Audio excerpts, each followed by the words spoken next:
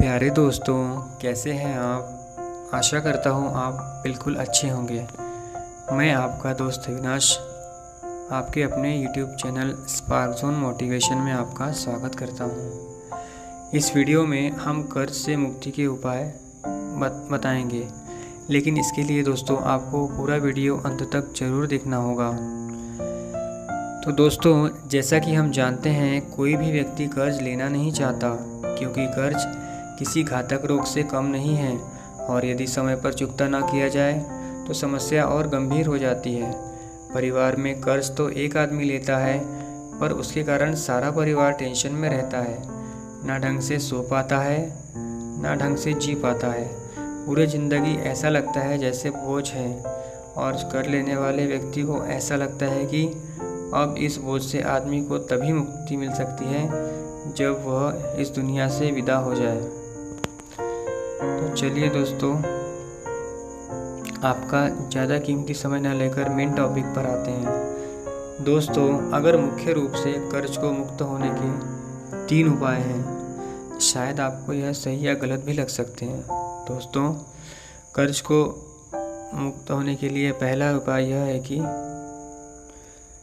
या तो हम भाग जाएं तो कर्ज चुकाने से मुक्त हो सकते हैं। दूसरा, आत्महत्या, जो आप कर नहीं सकते। तीसरा, कर्ज को चुका दिया जाए। शायद आप में से कुछ लोगों को पहला और दूसरा रास्ता पसंद ना आए, मतलब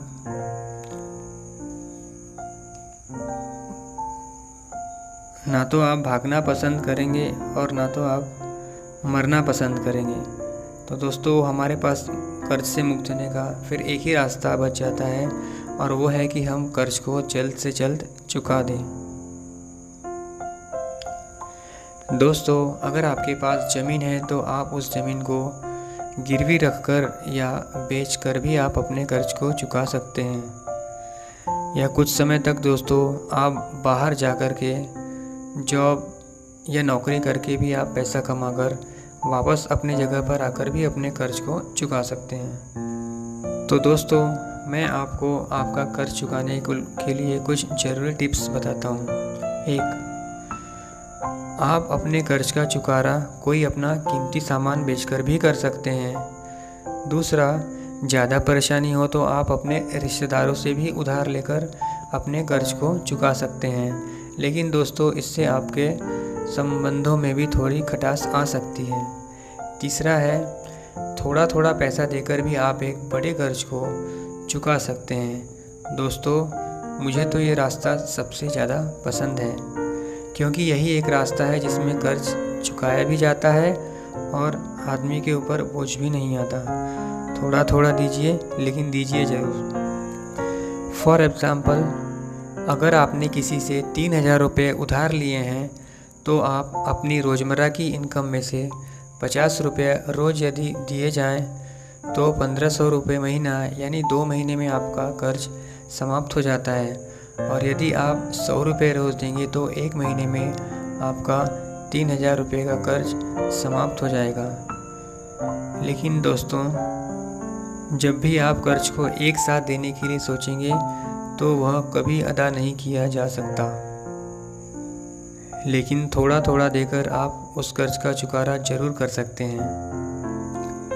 दोस्तों, अगर कोई व्यक्ति बार बार आपको पैसे के लिए तंग करे तो किसी और व्यक्ति से पैसे लेकर भी आप उसे दे सकते हैं।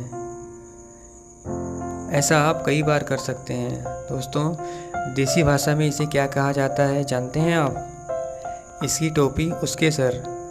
दोस्तों, ज़्यादा समय तक ऐसा करना सही नहीं होता, लेकिन इस प्रक्रिया से फ़ायदा यह मिलता है कि कर्ज को चुकाने के लिए आपको पर्याप्त समय मिल जाता है। तो दोस्तों, इस वीडियो की सबसे इम्पोर्टेंट बात यह है कि यदि आपने किसी से ब्याज से पैसा लिया है तो टोटल मुद्दल का मंथली ब्याज उसे ज़रूर दिया करें, जिससे आपका लोड बढ़ेगा नहीं घटेगा, या फिर कहें तो संतुलित रहेगा। लेकिन दोस्तों, आपने 10% या 20% या किसी भी प्रतिशत से ब्याज से पैसा लिया है तो ब्याज और मुद्दल एक साथ भरेंगे, ऐसी गलती कभी ना करें। या फिर इस आशा में न रहें, क्योंकि होता यह है दोस्तों, ब्याज और मुद्दल दोनों रकमें प्लस हो जाती हैं, जिससे कर्ज का एक बड़ा पहाड़ खड़ा हो जाता है। और यदि हम उस कर्ज का मंथली ब्याज देते रहे तो मुद्दल यानी मुख्य कर्ज स्थिर रहता है। और दोस्तों, आप ऐसा लंबे समय तक भी कर सकते हैं, जिससे कर्ज देने वाला आपको परेशान नहीं कर सकता, क्योंकि इसमें उसका डबल फ़ायदा है और आपको भी थोड़ी राहत मिल जाती है।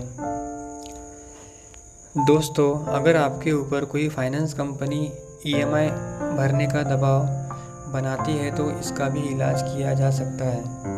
फॉर एग्ज़ाम्पल, मेरे एक मित्र ने बजाज फाइनेंस से एक मोबाइल कोरोना काल में ख़रीदा था।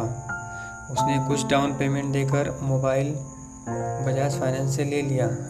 3 महीने बाद उसकी जॉब चली गई और EMI भर पाना मुश्किल होने लगा। जब तीसरी किस्त के लिए बजाज फाइनेंस का कर्मचारी मेरे दोस्त के पास आया और उसने कहा कि आपने EMI नहीं भरेंगे तो मजबूर होकर हम आपको मोबाइल हमें वापस करना होगा। जैसे ही उस कर्मचारी ने ऐसे कहा, मेरे दोस्त ने मोबाइल फ़ोन उसके हाथ में लाकर थमा दिया। जब मैंने अपने दोस्त से पूछा कि आपने ऐसा क्यों किया, तो उसने कहा, मोबाइल लौटाकर भी मैं घाटे में नहीं हूँ। 3 महीने 1000 डाउन पेमेंट देकर खूब रगड़ा, अब किस बात का पछतावा। तो कभी कभी ऐसा भी करना पड़ता है दोस्तों। जैसा देश वैसा भेष वाली कहावत तो आपने ज़रूर सुनी होगी। दोस्तों, सबसे ज़रूरी बात आपको मैं यह बताना चाहता हूँ कि पैसों को लेकर अगर लड़ाई झगड़ा होने लगे, आप अगले व्यक्ति को उसका उधार पैसा देना चाहते हैं और वह व्यक्ति अभी मांगने की जिद कर रहा है, पर आपके पास पैसे हैं नहीं। इस स्थिति में अगर वह आपके ऊपर हाथ उठा दे या आपको मार दे, तब आप क्या करेंगे? तो दोस्तों, आप उस व्यक्ति का कर्ज बिल्कुल ना चुकाएं। जब वह पैसा मांगे तब उसे यह कहें कि मुझ पर सबके सामने हाथ उठाकर आपने करोड़ों की बेइज्जती कर दी, अब किस बात का पैसा चाहिए भाई तुम्हें। तो इस प्रकार दोस्तों, पैसों के लेन देन में यदि झगड़ा हो जाए तो बिल्कुल भी पैसे अपोजिट पार्टी को न लौटाइए। सबके सामने मेरी इज्जत का फालूदा बना दिया तो किस बात का पैसा चाहिए, ऐसा उससे कहें। कर्ज लिया है तो थोड़ा दबेल भी रहना पड़ता है दोस्तों। इस प्रकार दोस्तों, बिल्कुल सरल भाषा में मैंने आपको कर्ज मुक्ति के उपाय बताते हैं। आशा करता हूँ दोस्तों, आपको मेरा यह वीडियो आपको पसंद आया होगा। दोस्तों, लाइक करें, सब्सक्राइब करें और शेयर करें। धन्यवाद।